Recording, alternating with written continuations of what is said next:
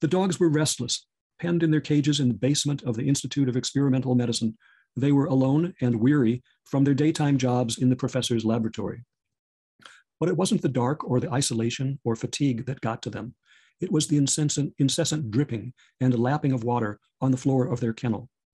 Although it started out as a fairly typical overcast day, the rain increased until the Neva River once again flooded, and it headed straight for the dogs.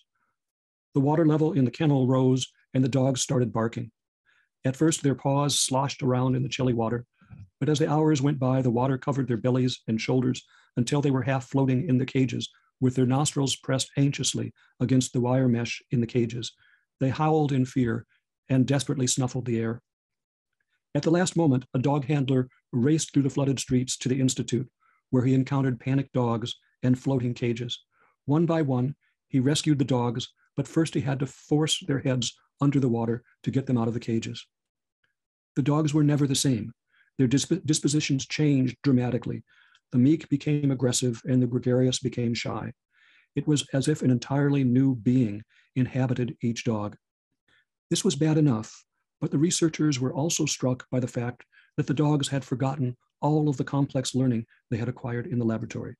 The dogs' memories were wiped clean. The staff talked about the dogs' memory loss for weeks, and the scientists wrote their colleagues about this strange event. This might have been dismissed as a curiosity, except that it took place in the laboratory of the Nobel laureate Ivan Pavlov. Pavlov built his career on meticulous observation and experimentation. For the rest of his life, he talked about the flood, and his comments about traumatic stress and memory reverberated widely, given his relationship with Russia's communist leaders. This would all have led just to scientific papers, except for Lenin's interests. He visited Pavlov's laboratory and asked Pavlov's help in molding the new Soviet man to build the new world of communism. Pavlov asked, "Do you mean you would like to standardize the population of Russia, make them all behave in the same way?" Lenin said, "Exactly.